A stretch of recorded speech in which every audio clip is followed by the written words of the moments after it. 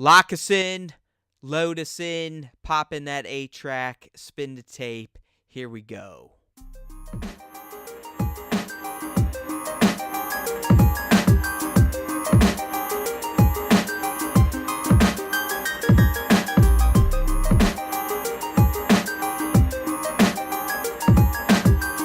Hey now everyone, welcome back to a brand new episode of Star Wars Time. It's Matt, it's Nick, it's Pete the Cat, whose breath smells like your brown eye. That's right, the balloon knot, the thing you sit on all day long. It is stinking tonight, but we're here and we're ready to talk all things Star Wars. And don't forget, my friends, if you listen to last week's episode, the last episode, which I think was number 219 or something, we were talking about Star Wars. But we also announced that we are moving to a whole new podcast network. We're moving to a whole new website. We're separating from entertainmentboo.com. We're being shot out of the womb of the Entertainment Buddhacast. We are being born unto a new world over at StarWarsTime.net. So don't forget that. We're not there yet. We're getting there. We just want to remind you. Prepare for it. Bookmark it. Hit up YouTube. If you've been following us on YouTube, make sure to check out the last videos, the last podcast, the last Star Wars Resistance recaps, Easter egg videos, because I've started putting up announcements and links for the new channel. So we'd appreciate if you'd follow us over, because we're going to try to just kind of rebrand this thing and make Star Wars Time its own. Yeah, I mean, we've been doing this get out. 3 years now for you guys. Right. When Matt and I first heard that Star Wars was being rebooted by Disney, we fucking went all in. Like, as soon as TFA was announced, we hit it. We started right after TFA kind of, released in the theaters, made a huge splash, and since then we've been here almost, every 2 weeks, every week. We've been here all the time. Oh, dude. I mean, I think out of the 220 total episodes of the Entertainment Buddhacast Network and its various shows, Throne Time, Game Time, obviously Star Wars Time, I believe you and I have probably cranked out close to 150. That's what I was going to say. We're well over 100 now. Like, we don't number, since we're in the Buddhacast kind of network. Nah, we'll reboot it. I mean, obviously, once we reboot, we're going to fully reboot. Like, it's going to be a cold reboot for you techno geeks Episode 1. Right. We are going to have a launch episode and just start at 1 again. But, you guys have already seen some little bits of it. If you've been watching, like Matt said, the Resistance recaps or something like that, then you may have already caught a glimpse of the new logo that we had made. I mean, it looks fucking cool. Looks really cool. Matt and I done in Chibi Jedi Sith form. Can't ask for anything better than that, right? I mean, that shit looks dope. Right. I'm the crazy Sith looking guy, by the way. Matt's the Sith. If you couldn't tell. Like, if you honestly been listening to this, and I know there's people out there that do. It's weird to think about, because, we don't have any sort of interaction yet. Maybe that's something we'll figure out at StarWarsTime.net. But there are people listening. So you probably know that I'm the one that's slightly unhinged. Yeah, so he definitely took on the Sith form. I'm kind of the crazy one. If you look at his costume too, we worked a little bit with our designer there, and I told him, I was like, make Matt look like crazy Sith dude. Give him the Darth Maul outfit from episode 1. Just don't paint his face.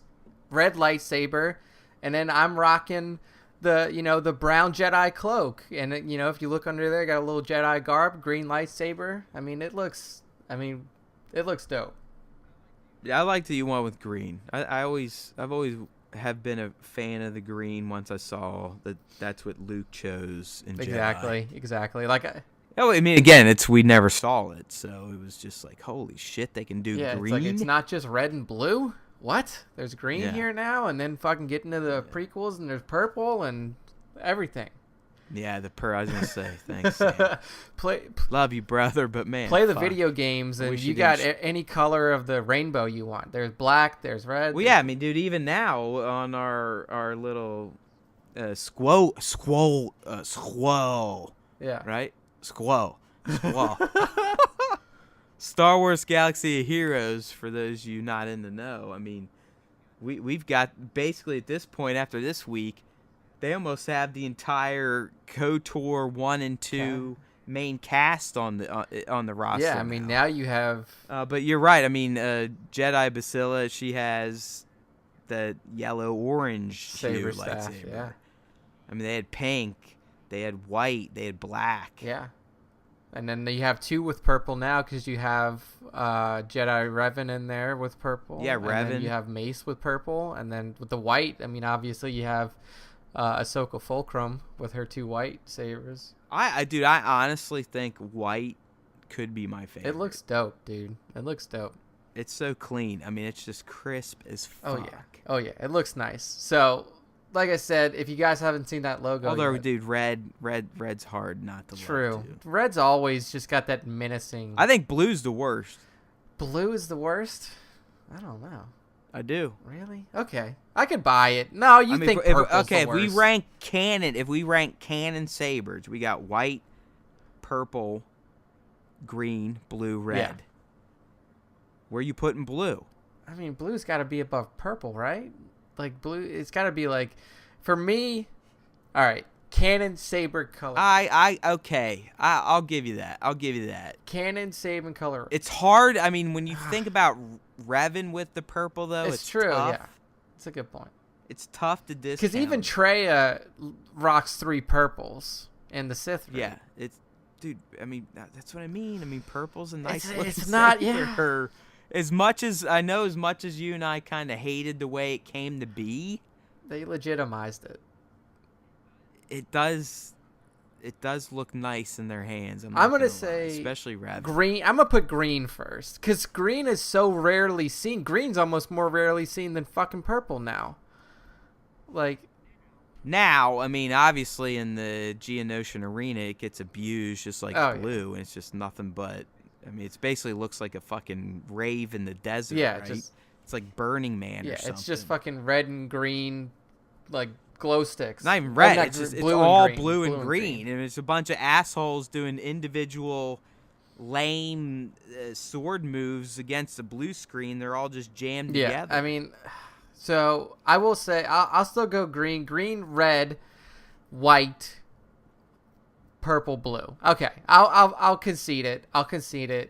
Yeah, see, I mean, in the end, even though you were ready to fight me over it, blue does kind of fall to the bottom. It's just we've seen it so much now. I think it's overexposed. Like, it's overexposed. Obi had it. Anakin had it.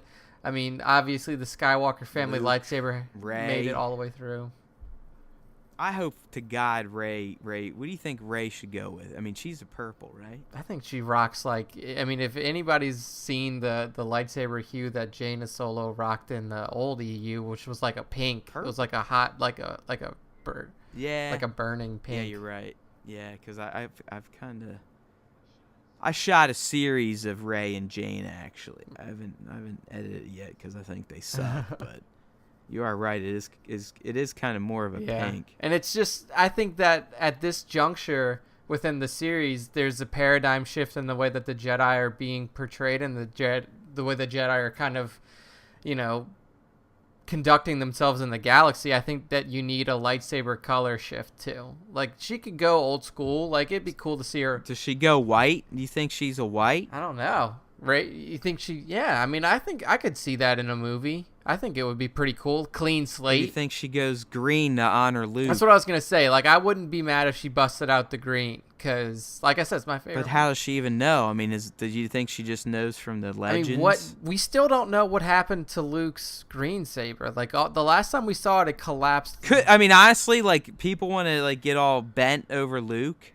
That could be the biggest tragedy. Yeah. I mean, that was the fact that we don't know where that lightsaber went. Because honestly, those that are in the know of lightsaber design, he essentially channeled both his father and Obi-Wan. Oh yeah, dude, it's very clear. Like the slatted. But it's more heavily favored towards Obi-Wan. Yeah, because you have to look at the emitter design. The emitter design is completely. Oh, dude, it's 100%. Yeah, and then if you look down the hilt, you have the black slats, which is a callback to his father, not in the same direction. But the hilt itself goes back to Obi style, like almost Obi episode 1. Yeah, yeah. I mean, it was a super unique style. It looks so good, and then plus he adds that bronze in it, and almost gets a little like Palpatine or Sidious. There's like bronze, like not inlays, but like towards the bottom of it, down towards like the pommel. Well, the trigger and at the emitter, like the beginning of the emitter, the neck of it. There's a lot of cool design in that saber. So maybe, I don't know. I mean, I don't think there's gonna be like a Rey journey to find Luke's lost saber, but I mean, if she ended up with it, I wouldn't be upset. No, but I mean, clearly she's gonna need a new one because the Skywalker family one is busted at this point, destroyed. So she's. But I mean, honestly, I think let's be smart. If you look at it though, guess what was still in crystal. there? Right, so it's gonna be blue. So we'll go blue, but it's not. Yeah, what the fuck are we even talking about? We just wasted like 5 minutes. Yeah, I mean, this is, it's Star Wars related. It's not like we're talking about. You never know. I mean, look at the changes Johnson made from 7 to 8. I mean, JJ could just come in and be like, "Hey, fuck it." Yeah. I mean, so what? It was just Anakin Skywalker's crystal. Big deal. It's not like he's some famous Jedi or anything. Let's throw it away. Dude, no, you go. It could be the most famous kyber crystal in all of Jedi lore if you think about it. Probably so, yeah. I mean, that crystal has... I mean, let's be real. If we're really going to treat him as the chosen one. I mean, that crystal is going to... I mean, has lived through... Who rivals that crystal? And my God, if you're a Star Wars fan, you have to appreciate this random-ass fucking tangent we're on right now. I mean, we're comparing who has the best fucking crystal. I mean, lightsaber crystal-wise, dude, there's really... I mean, here's the thing. But my point is, who has a more famous kyber crystal, Anakin or Yoda? I mean, Anakin. Anakin's saber has persisted through time, through Luke, and, I mean, being fucking lost in Bespin and then found again and wielded back. The fact that he's the chosen one? I mean, that's... And he was literally born of the Force, if we're gonna run on the Phantom Menace, right? I think you're right. I mean, there's a bunch of people out there that somehow believe that Palpatine had an influence on his birth. I don't know where that comes from because it ain't fucking canon. Yeah, I think that... So we just have to realize that Anakin literally was conceived of the Force with midichlorians and Shmi's uterus. I think like where that comes from is the whole opera scene in 3, because that's when he tells Anakin that Plagueis had the ability to create. He had the ability to influence the midichlorians to create life. And I mean, if you wanna talk about the chosen one and the birth of the immaculate conception in Star Wars, I mean that's definitely a possible explanation for it. If it's true that Plagueis could do that, could manipulate the Force in that way and cause an immaculate pregnancy, then it's very possible that I don't know if it's Sidious that did it, Palpatine did it. It'd be probably more Plagueis, depending on what Pal picked up from Plagueis, but it's possible that that's how the conception came about, but I don't think it would be. Dude, I'm not saying it's not possible. I'm just saying as the canon stands now, it ain't fucking real. So let's get over it, people. Speculation, healthy speculation. We'll see though. And in the end, like I said, this all comes back to if you were like a Jedi fanboy collector, would you rather own Anakin Skywalker's kyber crystal or Yoda's? No, Anakin Skywalker, 100%. I mean, that's not even a question. But you'd say Yoda's probably number 2, right? I don't know, dude. I like Vader. I mean, he made it 900 years. I mean, he trained a lot of Jedi, a lot of famous. That's Jedi. a good point. I mean, he trained Qui-Gon Jinn. Apparently he trained Obi-Wan Kenobi. If you listen to the original trilogy. Yeah. You got a good point there. I don't know, man. It's a tough one. It's a tough call for number 2. That's really where I was coming from, just based on the fact that he literally ran the order for centuries. For a long ass time. I guess like if you're looking at story history behind it, then yeah, Yoda's is probably number 2. I mean, one of the longest standing Jedi Grandmasters ever. And you know what my third would be? The Darksaber. Oh wow, yeah, that's got to be a super unique crystal design. Right, because that's like one of the only Mandalorian Jedi's sabers. Yeah, that's a good call. Black, I guess we add that Well, into dude, that's why people should listen to us, because we're not just two idiots talking about Star Wars. I mean, we forgot to add in black to the lightsaber. We know some deep cut shit. We're talking like B-side shit. Yeah, this isn't just talking about the movies here. We're not just recapping the. I don't even know why the fuck we're talking about what we're talking about right now. I don't know how we got here. That's the other part. You never know where the fuck this shit's gonna go. But I will say. And if you couldn't tell, I talk like a sailor. Yeah. The only reason we need to put an explicit rating on this podcast is because of me. I try to keep it a little clean for our younger listeners. I know that we have. Yeah, I mean, again, that's why Nick's the Jedi and I'm the asswipe. I mean, I wouldn't put it that way, but I tend to. Thus we will have a revenge. I don't go out on a limb there too much. I like to keep it a little clean. Anyway. Yeah, but in all seriousness, though, how the hell did we end up here? We were talking about. We didn't even get into what we were supposed to talk about. No. Oh, we were talking about our logo and then our lightsabers. That's what it was. We were talking about the new Star Wars Time logo. Get the fuck out of here. Yeah, we're talking about new Star Wars Time logo. Your saber, my saber. We talked about my green color, and then boom, that's where we are now, 15 minutes later. Wow. Yeah, honestly, I mean, you'll never know where the imagination will take you. No. You? All right, so anyways, people, I guess let's get on with the show. So, as we've been doing these past couple episodes, we're going to do our quick little recap review, Easter egg dump of the latest episode of Star Wars Resistance, which was titled Signal from Sector 6. And this was the first episode since the beginning half of the pilot where Poe Dameron appeared. And I mean, for that fact alone, I was a big fan, right off of that fact. We had Poe back, which we know is being voiced by Oscar. And by the way, Oscar is not just mailing this shit in. He's actually providing great performances. So in the end, it's pretty good episode.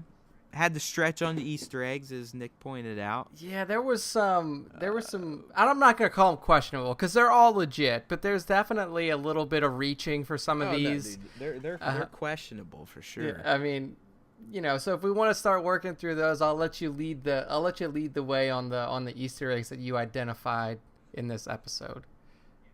Yeah. So again, these literally I did have to pull from the deep dark caverns of my ass. But some worked, some are, as Nick said, stretched kindly. Most are bullshit. So here we go. The first one I came across. So like you said, Poe meets up with Kaz, but they do it in a creative way. He can't just show up and say, "Hey, let's go hang out." The Kaz is a spy after all. So anyways, Yeager takes Kaz out on this cruise under the guise that he's going on a salvage mission.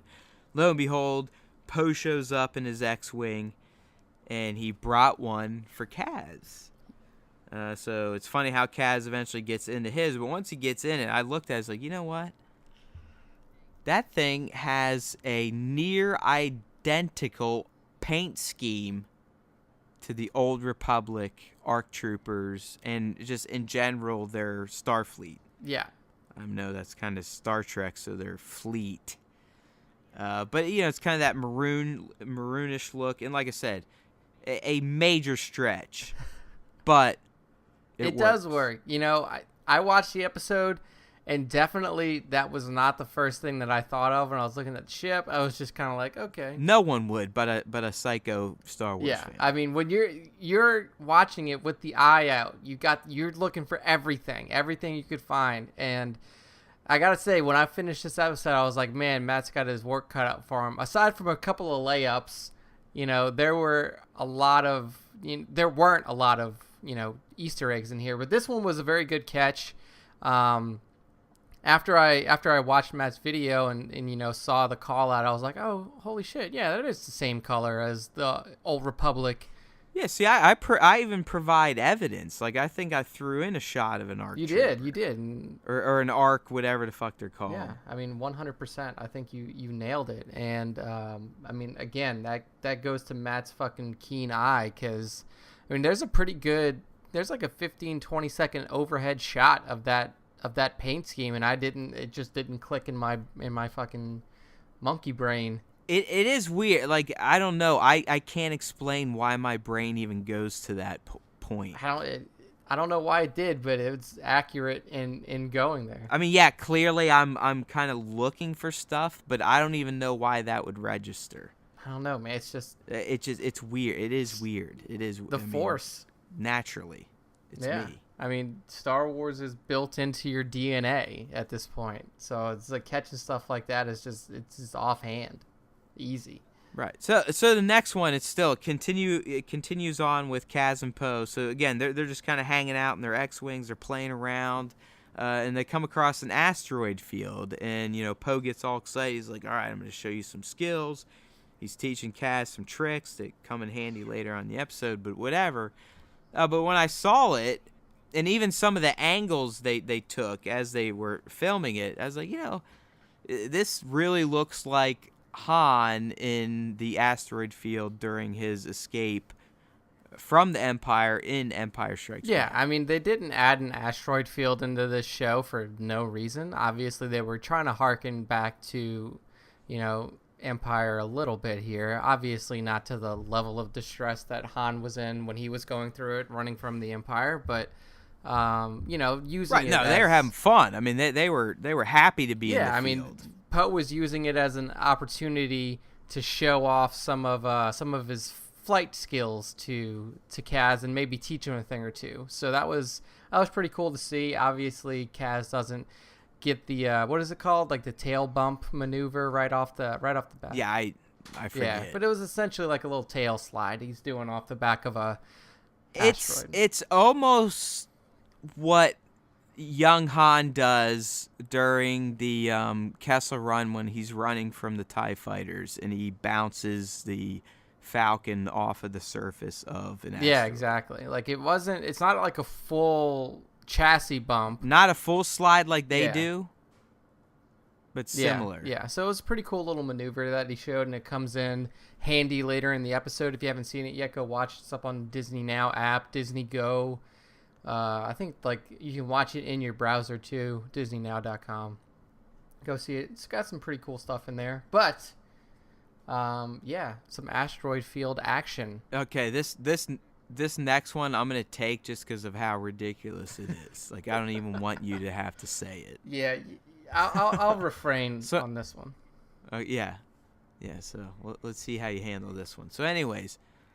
As they're flying around, they get this distress beacon or signal or whatever. So they fly over and they see that this freighter's been taken down, and they see that pirates are involved, and they land on it and they realize that some sort of monster beast has escaped. It's causing havoc, but power's out, so they need some lights, and they pull out like these little light sticks, I called them. Like a little light pen. Really tiny. Like, imagine a pen that's a light. And I said, you know what? That really looks like the little light pen that Yoda was fucking with back on Dagobah when Luke showed up, and he essentially liked it so much he fought R2 over it. Yeah. So that, like I said, was my extreme stretch. Yeah, there. Yeah, that was a stretch. I mean, and you did a good job selling it in the video. Like you showed the shot from. But I really didn't, because if you honestly look at Yoda's, it has a base. It does. He's holding it. It's almost like a candle that like sits up. It's not even close. It's not even. But you tried, and that's what matters here. Is that we're giving you guys Easter egg content. Yeah. Sometimes you got to do this kind of thing. Sometimes it's not a layup. It can be interpretive at times. Sometimes, you don't always get fucking Ewok teddy bears on somebody's bed. Like, sometimes you got to reach. So, I'm giving it to you. Like I said, I'm looking for content, trying to fill a video. Exactly.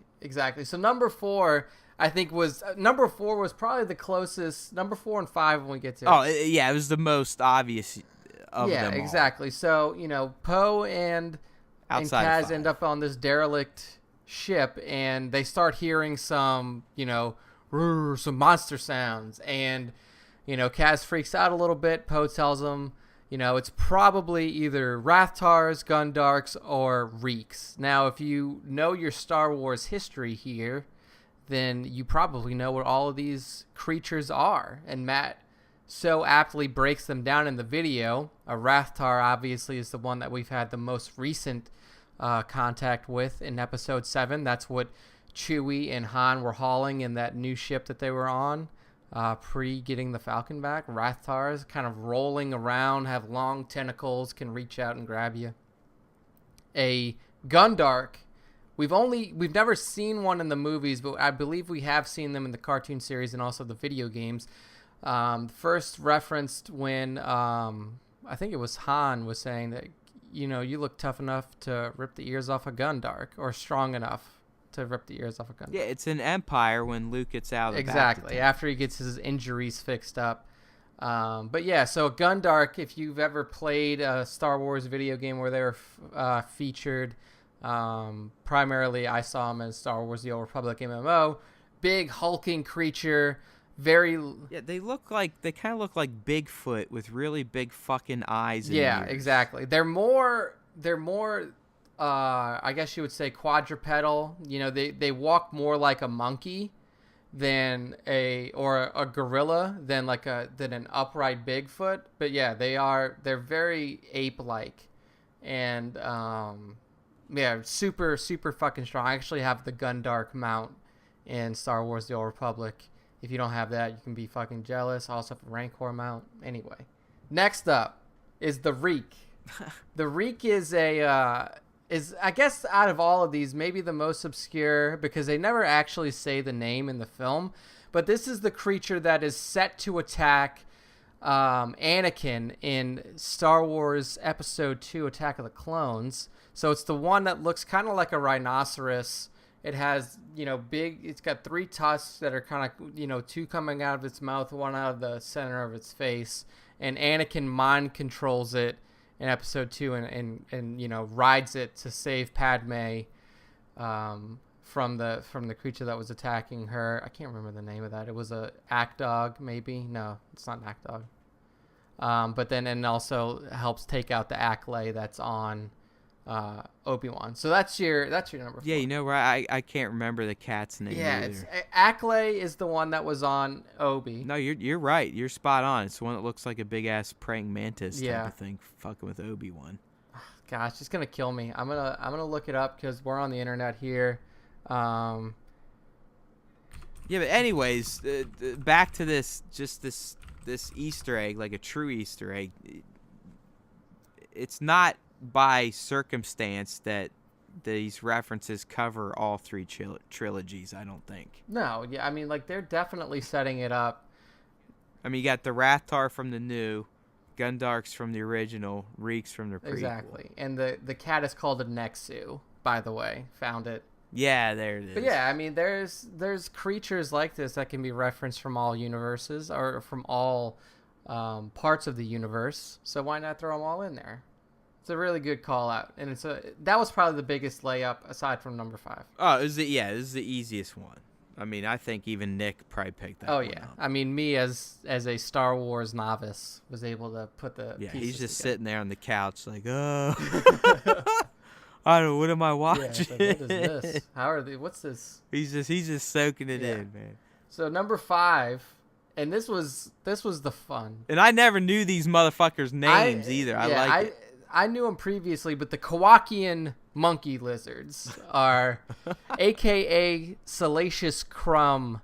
That's my boy. Like, is it Salacious B Crumb, right? Or is it just Salacious? I think there was Crumb? a B in there somewhere. I think you're right. He even I do had too, a middle for some name. reason. I don't know. He could have had a middle name, but yeah, the Kowakian monkey lizards are heavily shown in this episode, and essentially what we get to see is, the types of monkey lizards that we're used to seeing. Yeah, they're with assholes. Salacious. They're just like Salacious. Yeah. They run around, they cause trouble, they steal Poe's blaster for a little bit, and eventually, going through this ship and coming across some small ones, Poe and Kaz are assaulted by what looks like some sort of mutated Kowakian monkey lizard. This thing is massive, probably, maybe a half the size of a rancor, but is vicious, chasing them down. And right when they get on the ship, they see that it kills 2 of the remaining crew that were on there, whether they be pirates or the actual crew of the vessel. Wasn't very clear, but this is a very vicious beast here. So having the Kowakian monkey lizards on there was really fun to see. All the fucking hijinks and all the bullshit that Poe and Kaz had to go through to get past those little critters was very interesting. So you want to take the last 2? Yeah, it's fine. I just like that they showed Poe pulling out his blaster trying to shoot I know. him. That was really weird because that could have ended real bad for Kaz. All it takes is one errant shot and he's dead. Right. Yeah, I mean, Poe was just like, pew, pew, pew, pew. Yep. All right, so the next one I dug up. Eventually, Poe and Kaz, as Nick said, they're on the ship, and they run into all these monkey lizards. And before they run into the big one, they find this alien girl, pink alien girl, in this box. Who's basically passed out hiding. So being the good resistance members that they are, they decide to save her. And as they're dragging her away, I'm like, you know what? Her outfit / armor, lower half, kind of resembles some stormtrooper armor, but it also resembles Generation 1 clone trooper armor. And I went and looked up some images online, and in the end, I do think I'm close to it. I'm still not sold on her belt being stormtrooper, but here are my inspirations, people. So on her back, she had that very clear cylinder-looking thing that the stormtroopers have from the original trilogy. Her belt shares very similar traits to the stormtrooper original trilogy belt outside of the holster. That's the one thing I can't justify. But then, if you go down to her legs, she has knee pads that are nearly identical to what G1 clone troopers wore. And her boots, I believe, are also clone trooper era boots. Yeah, you pretty much. So that's kind of the case I was making. Yeah, you nailed this. She kind of has like a hodgepodge. Yeah, I think you're 100% accurate on both of those pieces. And I mean, the images you provide in the video are pretty much dead matches to what we see. It's the holster I can't justify. Yeah, I mean, that could be another piece that she could have picked up just somewhere custom else, like add-on. But overall, I think that was a pretty good match. And, this kind of fits into an overall theme that even wraps into number 7, which is Kragan, the pirate leader, is again wearing his modified Mud Trooper armor that we see in Solo, Star Wars story. 100%. So I think you picked up on the theme overall with these characters is that these pirates are really using, scraps of old Imperial armor that they pick up and find, whether it's on different planets, different ships that they raid, but that's what they're kind of using to piece together their armor. Yeah, dude, here. Let me see if I can save this image real quick and send it to you. So like I get the official press release from Disney's Lucasfilm every week for new episodes of this show. And there's an image of essentially the pirates are coming. And there's an image of a pirate. Obviously you're not going to care because this is going to be released next week anyways. But there's an image of a pirate fully decked out in original trilogy stormtrooper gear, modded out pirate style. Here, look at this shit. Let's see. So it just supports my argument even more. Yeah, we'll if we remember, we'll link this image in the post for the cast so you guys can see it too. Waiting for it. Yeah. I just gotta see where it put it. Here we go.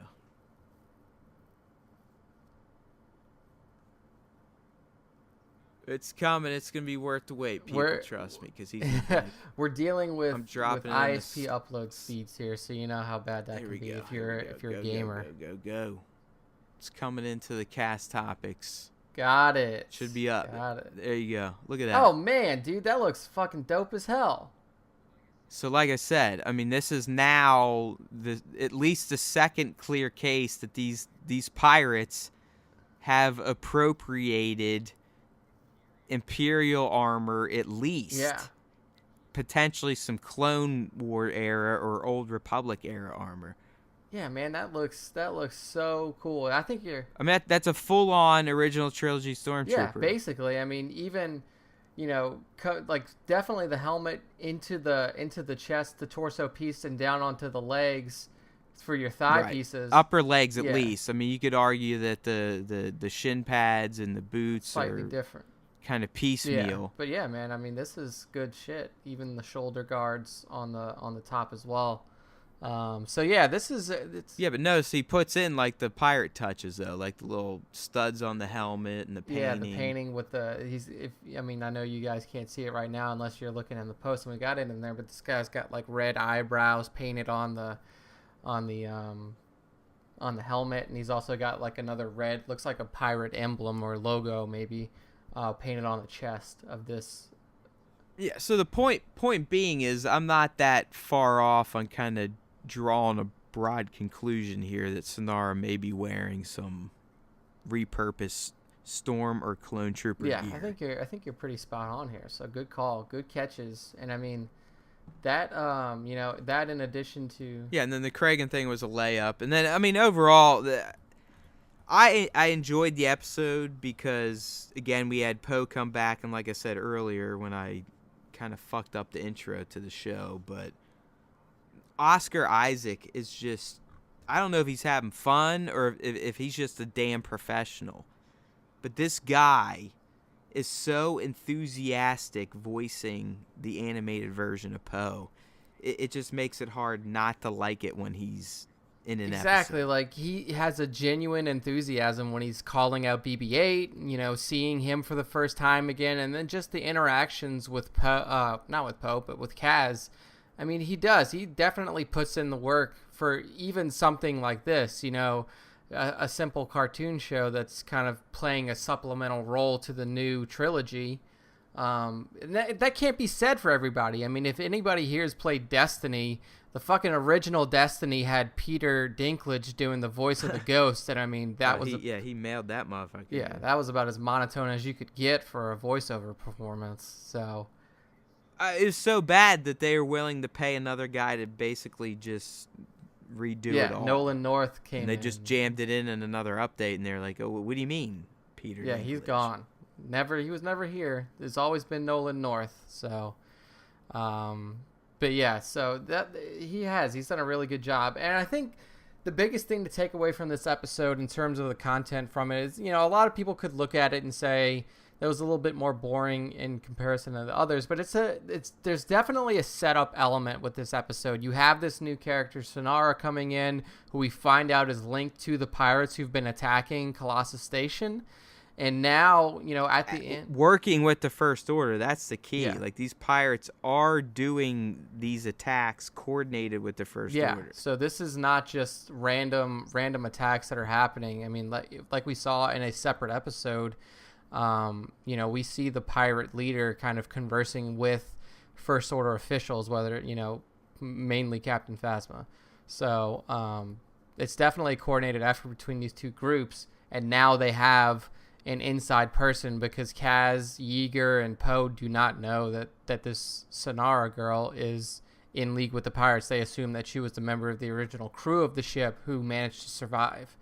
So a lot of good stuff that's going to come off the back of this episode, and very interesting. I like it. I think they're doing world building right at this point. I mean, they're pacing out right. I mean, you get some episodes that really advance the overarching plot, and then you get ones like this that still sprinkling some nuggets. I mean, you had Poe still asking about Doza, so they're keeping the main story arc in the forefront, but they also just had fun and told kind of its own little tale, as well as Nick said, setting up future tales. Yeah. So I just think the writers, the animators, everything about this show so far has pleased me, and I'm happy. I mean, I think it's good.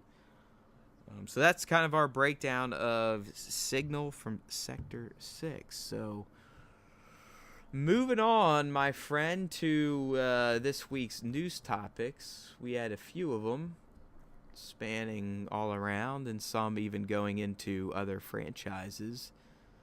But really, the big ones, dude, revolved around the Mandalorian. Yeah, the big news of the week was definitely the official casting news of the Mandalorian. And if you are a follower of Star Wars rumors, Star Wars, possibilities out there on the internet, you may have heard about one of these casting rumors a few weeks ago from makingstarwars.net. I mean, the people over there, the guy over there, Jason Ward, definitely knows the when it comes to Star Wars, and really called out the main casting of Pedro Pascal as the lead a few weeks ago. And then it is now officially confirmed via Variety article today. I think it was, what was it, the 13th? So it was a couple days ago. But yeah, Pedro Pascal. It's still not official. It's not official because it's not from Disney yet. You're right. Right. But essentially when a site like this drops the news, you can almost guarantee that it's... Which brings up another point, because, I mean, again, if you're a Star Wars fan, you're listening to this, you may have heard of makingstarwars.net, but they essentially called this like a month ago. Yeah, exactly. They had this pinned down. And Jason Ward, the guy that runs it, I mean, he was kind of bent when this came out, basically saying, like, yo, no shit. Yeah.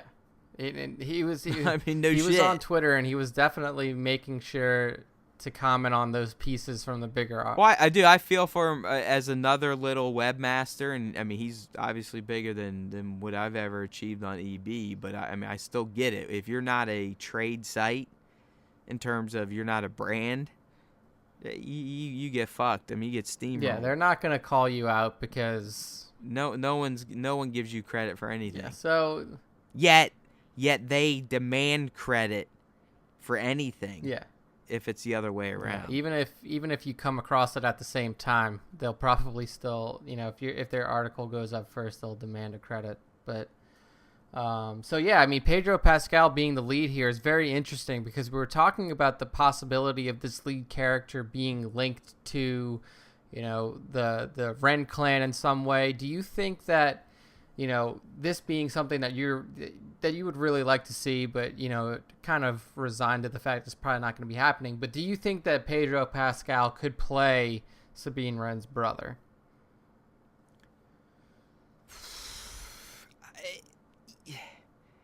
They were definitely ethnic. I just don't know if they were Asian or more of his... What is he? Is he Spanish? He's like Latin American for sure.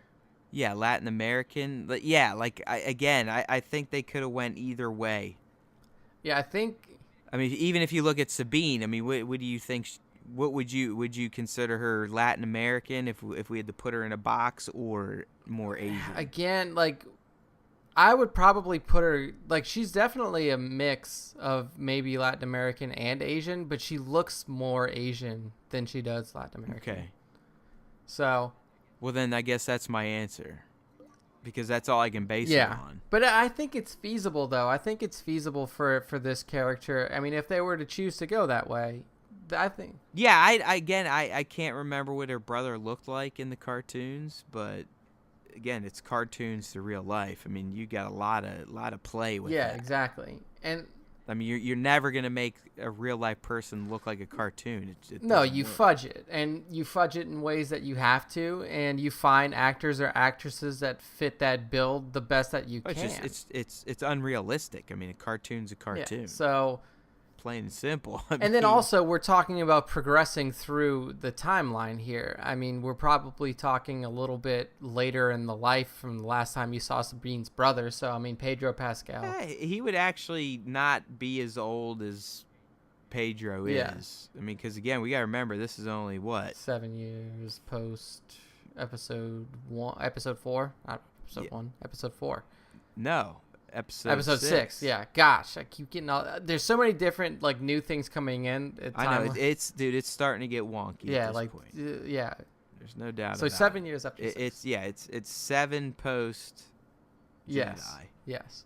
So, I mean, Pedro Pascal, though, I mean, if you guys don't know who that is, by the way, Game of Thrones, he played Oberyn Martell, got his face crushed in. Yep, and he was Narcos.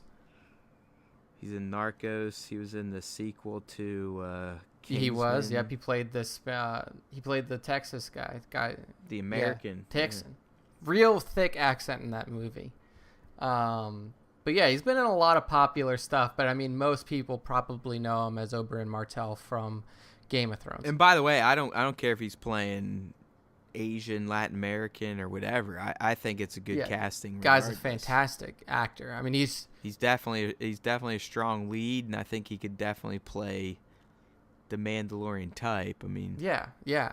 We know he can fight like a warrior based on Game of Thrones. Mm-hmm. So. And we can see his range. I mean, just talking about Game of Thrones to Kingsman 2. Kingsman 2, he's playing... Yeah, there's some good action in that. I mean, he's comedic. He plays serious. He plays, he plays everything that he's done very well. So I'm very, very happy with the casting. And then along with that, we also get another casting for this show, and it's Gina Carano. Now... People in the MMA know, if you watch UFC or fighting or have been a fan of it for a long time, you'll know that. It's been it has been a long time. Yeah. I mean, she predated Ronda Rousey by years. I mean, Gina Carano first came on the scene as Elite XC, as an Elite XC fighter, which was like this failed promotion many years ago, and she was their main draw. Like, she was the first prominent female MMA fighter, in the United States and almost in the world. And she was a badass, kicking people's ass in the ring, in the octagon. I don't think it was an octagon for them, but it was like still caged. But, and then she, after kind of wrapping up her MMA career with a loss, I think she lost to Chris Cyborg, which is everybody lose to her anyway. But like, she moved on to movies, and, she was in, I think she was in The Expendables 3 at one point, and then she was also well known for her role in Deadpool. She played Angel in Deadpool. Yeah, it's probably her biggest role. Exactly. So she hasn't, and then she's also played in a lot of other movies. I mean, I haven't seen them, but I know that she's a steadily working actress at this point. Like, she's not somebody who's being thrown in here for a big name hire or just because she's a famous fighter. Like, she has put in the time and the effort that was needed to build her brand in Hollywood. And, she's now landed in a prominent role, it seems like, in The Mandalorian. So it's pretty cool to see this come down. In terms of character, good, bad, related, not related, but, linked to Pedro's character. What do you think for her?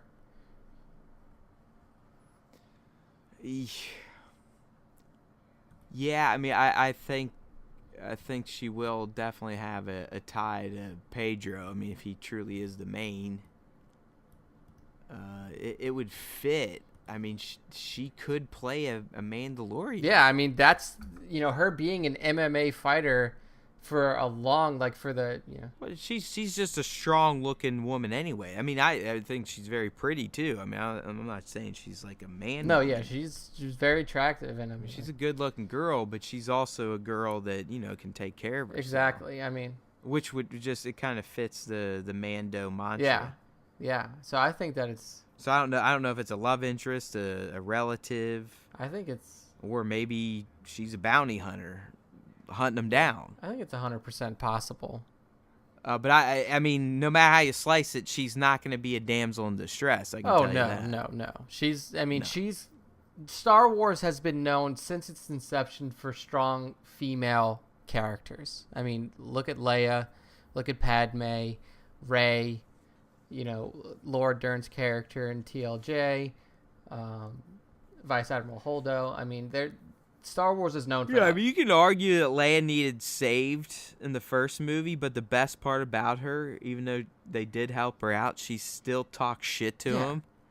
and down talked them the whole time and just kept calling them idiots and losers. I mean, even going like in episode 6, I loved fucking it. dresses up as Bouch the Bounty Hunter, gets into the fucking palace and lays down the law. I mean, like, she was a badass. If you think about the way she treats them on the Death Star is like they're two fucking dingbats. Like, you fucking bozo idiots and you big walking carpet. Like, it was pretty fucking good. Like, now that you've broken me out, let me save you guys. It's like, thanks for the assist. Now I'll take it from here. Thank you. But so this is very interesting. Funny. Very interesting casting so far from the show. And obviously this is something that everybody in Star Wars land is looking for. This is the first ever Star Wars live action TV show. Oh, dude, as we've been talking about this, I've been like, fuck, I can't wait for this shit. I don't even know what to expect. I mean, we're literally going to have probably 10 hours of new Star Wars shit. Oh, yeah. Just from this show. Oh, yeah. I mean, you're talking, and this is streaming service live action stuff, so you're not talking 30-minute episodes. We're probably looking at 45, these are going to be 50, hour long. The Daredevils of the world. I mean, this is what we're getting. Yeah, 100%. This is fantastic. There's no chance that we're going to get 30-minute episodes here. They could give me one of these on Unkar Plot, and I'd be fucking happy. Yeah, I'll take it. I'll take the content any way you want to give it to me. So, yeah, dude, super excited. These two casting, I guess it would say confirmations. Not really from Disney yet, but when it's on sites like Variety and The Hollywood Reporter, I mean, there's some credence behind those. And especially since Pedro was called out, like we said, long ago by Jason Warden making Star Wars. That's basically just lock it in that it's correct. But these are two badass people that are joining the show, both definitely known for their fighting ability, one from real life in Gina Carano and then one from a previous role in Pedro Pascal with Game of Thrones. So pretty happy to hear about this. Definitely looking forward to the show. Well, I mean, we know they're not sparing any expense, No, right? yeah, I mean, Pedro Pascal is a huge name.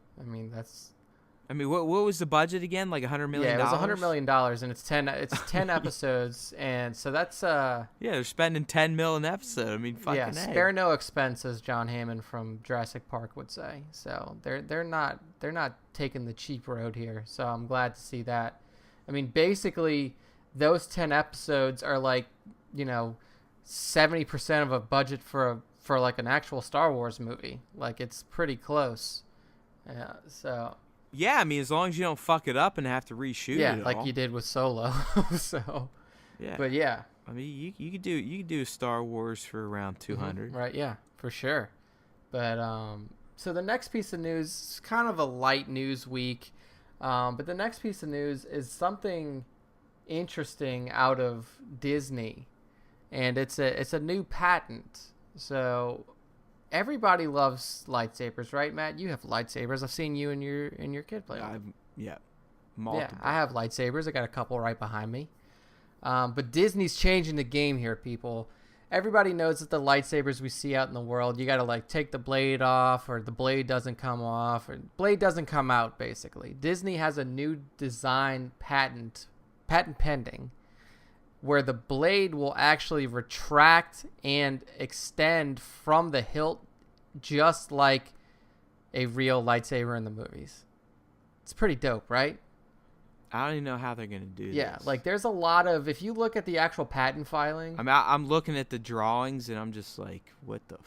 Yeah, I went to the actual patent filing on the U.S. patent website, and I looked at a lot of it. I read a lot of it. I'm like, man, I don't know what any of this shit is it like a tape measure? Yeah, so basically the way that it's theorized that it's going to work or presented here in the patent is that you're going to have a motorized spool that's inside of the hilt, and when you activate it, it's going to shoot out two half cylinders that are essentially going to... Oh, yeah, imagine two tape measures. Yeah, measures. Exactly. They're going to pop out, and then they're going to connect to each other. And then all along those cylinders, they're going to be LED lights. So you have it's not just going to be like a flat colored blade.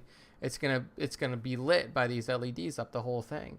So, I mean, it's a pretty fucking cool concept. Sign me the fuck up. I mean, again, I don't even get it, but sign me the fuck up. I mean, who are you kidding? Anyone that is a Star Wars fan, even remote Star Wars fans, like low level, all you ever wanted is a fucking lightsaber. I mean, don't kid yourself. You know I am telling you the truth. Yeah.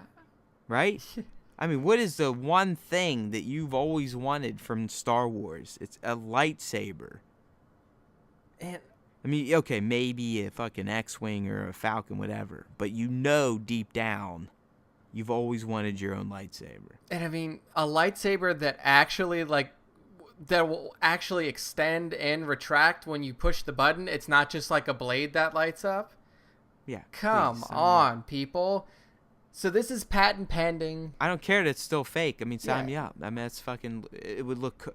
If they do it right, it could look cool as fuck. Oh, yeah, dude. Like if they time it right where it actually... The sound kicks on and the lights stream up in the same sequence that these two halves come together and it looks seamless. It truly could look like the shit is working as it did in the movies. Oh, yeah. I mean... like you said, as just like a hardcore fan who already owns replica lightsabers, like having one like this would be it would just be game changing, man. Like just sitting in my house alone, I would just flip it on and off to see the blade come out. Like, come on. I mean, the closest you can get now is own a Master Effects, turn off all the lights, and then turn on your lightsaber. That's exactly what I do. That's it. Like with the two sabers that I have now, both of mine have removable blades because I have Disney Parks Kylo, which is removable. Oh yeah, see, I don't even have I have the original old school where they're just like fused. They're mounted in there. You can't get it out for the Master Effects. But so yeah, I have the Disney Parks Kylo where you take them out, but like once you put them in and you lock it and you turn it on, that's what it is. Like you turn off all the lights. And then you hit that button, and then basically the LEDs light up sequentially really quickly to look like the sabers coming out. But man, yeah, I saw this as WDW info, which is Walt Disney World info. Basically, they look like a pretty small site, but they found this patent. I jumped on the patent website, looked it up. Found some more information on it, and yeah, man, this looks dope. If Disney does put these out, I will buy multiple. I'll buy the Skywalker family saber. I'll buy Vader's saber. I'll buy fucking Darth Maul double saber. Hopefully both sides flip out like that. Like, I'll be dropping some coin on this new style lightsaber. Yeah, man. So, thanks for digging that up, because I had no clue. That definitely avoided my Star Wars radar. Yeah, this was definitely a skim by. I mean, I found this on a Facebook group that I follow that's all about lightsabers. And, you know, even within that group, it kind of, you know, went under the radar. So, very interesting. So, yeah, where do you want to take us next, Matt? I think really the last thing we had to talk about, and this is just, I mean, it's relevant because there's a big ass movie franchise opening this weekend. By the time you're listening to this, will be the previous weekend. But there's some critiques of it going around, Nick, that are comparing it to the Star Wars prequels, and I thought it was kind of relevant to talk about. If only to kind of better explain my own feelings of the prequels. So what I'm talking about is J.K. Rowling's, David Yates's Fantastic Beasts: The Crimes of Grindelwald, which I watched early release night, and it's very, very, very ho-hum. I mean, I gave it a 6.5, and that was probably generous. I say it's more about a 6, 5.5. And the reason for that, I mean, again, it's a number 2 in a 5-film series, so it's already basically looking down a barrel of a gun in terms of being a good narrative type of movie, like actually having something that gets resolved. Yeah. But in the end, it literally turns into nothing but an explanation of lore to try and connect Rowling's Juggernaut Potter franchise to this prequel franchise to show, like, hey, look how clever I am. I can explain this Grindelwald that was mentioned in Harry Potter, like, passively. And then there's all this, but then, yeah, this person's related to this person, and this person's related to this person, and look how everything ties together. And the problem is, in cinema, it's nearly impossible to do because of the constraints you're up against, and a lot of that's just runtime. So, anyways, a lot of people have started comparing what J.K. Rowling is doing with the Fantastic Beasts franchise, which George Lucas did with the prequels. And in particular, a guy at The Atlantic, David Sims, and it's really just his opening paragraph. I think he perfectly illustrates in the written form how I've kind of felt about George and the prequel. So I'll go ahead and read it to you real quick here. So he starts off. There came a certain point in George Lucas's career as he began writing prequels to his Star Wars films and tinkering with re-edited special editions of the originals, when he finally lost all grasp of narrative momentum and became a glorified encyclopedia editor. Story took a back seat to explanation, and characters seemed to exist only to be related to future characters in some way. With the release of Fantastic Beasts: The Crimes of Grindelwald, it's safe to say that Harry Potter author J.K. Rowling is swerving dangerously close to George Lucas territory. And really, I mean, that last sentence wasn't needed, but the two before it, Nick, I just think perfectly encapsulate what happened with the prequels. I think... And why people like you and I just don't like them. Yeah, I think it's a very similar situation that JK finds herself in, because like Sim said, they're both creators, and when you're a creator to the level that both of them are, Lucas and Rowling, where they've created not only stories and characters, but they've created universes. You know, with Lucas, a very literal universe, and then with Rowling, you've created this alternate, this fantasy. She calls it a world. I mean, at this point, it's called the Wizarding Yeah, World. exactly. So like a whole new world, a whole new reality. And when you do that, I think in your own head, you start to build these things. Like you start to build these connections to characters, and then you start to build these tangential storylines and stuff like that. And that kind of stuff is perfect for, like you said, encyclopedia type knowledge, like putting this in a new format for a book, or telling stories like she did with Tales of Beetle and the Bard, which was a book based off of a book inside of Harry Potter. When you start to build movie franchises off of what is essentially strings and relations and not solid plot threads that are actually connected, then you do get into prequel territory. I mean, essentially, what the prequels were supposed to be was the story of Anakin Skywalker.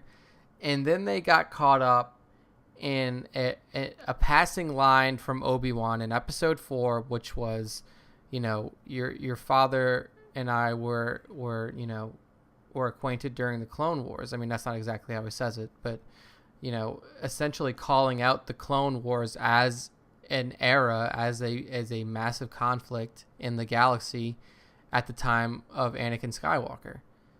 And then the prequels turned from the story of Anakin Skywalker to the story of the Clone Wars and the fall of the Galactic Republic. And I'm not saying that's like necessarily a bad road to take it, but the way that George handled it was way too involved and way too concentrated on the minutia and not enough concentrated on the actual plot line that was supposed to be covered. Well, here it is for me, Nick. It's this line here. Story took a backseat to explanation, and characters seem to exist only to be related to future characters in some way. That's 100% the problem. He decided to just explain how the original trilogy existed by telling the prequels. I mean, that's what he did. He said, oh yeah, the reason 4, 5, and 6 existed was because of this. But instead of actually trying to tell a story for the prequels themselves, he just explained how we came to be in the originals, and it was very uninteresting, boring, and honestly a letdown that ultimately cheapened the original trilogy. Yeah, I think the way that it should have been approached, he flipped it, really. Like, what he did was he made the primary focus of the prequels the war, and he had the secondary storyline within those movies be Anakin's eventual fall to the dark side, where it should have been flipped, where Anakin's story should have played the primary role, the primary thread. You said it right there. It should have been a story. What we got, we got explained to how Anakin turned to Darth Vader. We didn't live the story. Yeah, that's what I'm saying. Like, we were explained how he became Vader, and it was a letdown. Yeah, exactly. It wasn't a story, as you were saying. We didn't get to live that roller coaster with Anakin. We really did. We didn't get those glimpses. We got one glimpse of him going off the rails. Yeah. One glimpse, and quite frankly, it could have been one of the best scenes of Anakin in the prequels. But it was unfortunately in the worst movie of the prequels, so it gets discounted even further. And what you essentially see is disparate pieces in the prequels. Like, you never get to see, outside of one movie, you never get to see extended sequences with Anakin struggling with who he is or this decision, this conflict within himself outside of that one scene in Attack of the Clones. And then you jump around so much within the prequels themselves that you miss a lot of the development of all the characters. And that is what, that's what really builds the story, is the character development, especially within Star Wars. I mean, if you look at the way that the original trilogy was executed, there are time jumps, but you can see the character development and growth within the movies, and you don't feel like you missed a lot of time between each film. Exactly. And with... you made a great point, and you go from Luke in 4 to Luke in 5, and he's a completely different character. Yeah. Same thing, Luke from 5 to 6, completely different character. But you can buy into it because we were being told his story. We weren't being explained his story. Yeah. So, in the way that it happens with Anakin, and this is partially due to the age at which we first are introduced to him. I mean, we see him as a child, but then in the next movie, he is essentially, it's like a 10-year jump or something like that. He's damn near 20 years old. And you've missed the entire development of this character from a child to a now almost fully fledged Jedi Knight. And that's a huge chunk of time to miss. And then even from the end of episode 2 to the beginning of episode 3, and we know a lot of that is covered in the Clone Wars, but for the on-screen presentation for the movies themselves, you've cut out the entirety of the interactions that lead to Anakin's downfall to put them in a cartoon series. Right. I mean, honestly, the only change is his hair gets longer. Yeah, his hair gets longer, and he's got like... You're not exposed to any of the trials and tribulations he went to, any of the Jedi Council betrayals where they were, kind of selling him down the river, wouldn't trust them. And that's what I was going to bring up again. I mean, I just watched another Clone Wars episode that it involved when Yoda was first contacted by Qui-Gon and actually went to Dagobah to try to figure this shit out. But the best part in it is that Yoda literally enlists Anakin to break him out because he knows Anakin is the only Jedi that would kind of go with that type of thinking. Yeah. Basically saying, like, hey, I know you're the one that's all right with breaking rules at the snap of a finger to do the right thing. This is the right thing to do. Break me the fuck out. and it's those type of... You know, and in the end, they were still busting his balls that he wasn't pure Jedi. You know, he wasn't the Jedi way. He didn't do the things the Jedi way. Yet they were all using him anyways for their own damn even purposes. In the battlefield, even decisions made during wartime, Anakin was making a lot of those decisions that Obi-Wan even said, like, well, it's just not the Jedi way. We can't do this. But Anakin made the decisions to save people and to, you know, prevent attacks from happening that weren't directly related to the CIS That's conflict. exactly right. I mean, Obi-Wan would have rather have sacrificed full-on villages in the name of the Jedi way. And so that's all I've ever been railing on with the prequels, and especially Revenge of the Sith. You just you don't get that. You don't get like the shit that Anakin was going through. Like, they really did fuck with him, so you really could buy into him at the point in Revenge of the Sith where he does make the turn. You could be like, all right, they finally pushed him over the fucking edge. You know, he saw, he was still weak, and he took the easy way out, but you could also buy into why he would do it. And I mean... But you can't if you just watch the movies. You cannot go from Anakin and clones to Anakin and Sith, be like, yeah, he would definitely do that in literally the drop of a hat. And then all of the stuff that he did for the Republic during the war, I mean, we see the scene where he's like, how can you put me on the council and not make me a master? And in the movies, you don't have any context to what he's talking about. You're just like... Yeah, you're like, whatever, dude. You're just the whiny bitch that hates sand. It's like all you've done is get yourself almost killed on Geonosis, and then the next thing we see him do is almost botch the reacquisition of the Emperor, the Chancellor at that time. Like, he didn't do much. You didn't see the reason he deserved to be on the council. Within the Clone Wars, you get to see all of the heroics that he went through and what he did to earn that spot. And then within the movies, you really don't get to see that. You don't get to see it at all. At all. I mean, he literally goes from hero to zero. Yeah. It's just, okay.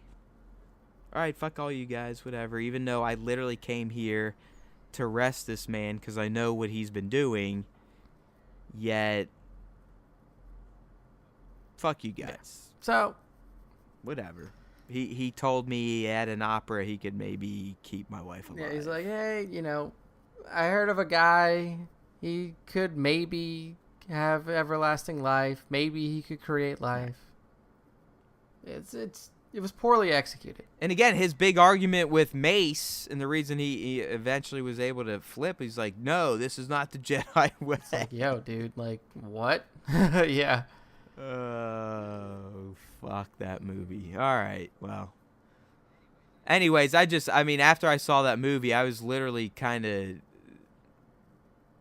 not disturbed, but just very let down. I mean, I am a Potter fan. I've never read the books, but I've liked the movies. Again, I've always been honest. I like the fantastical.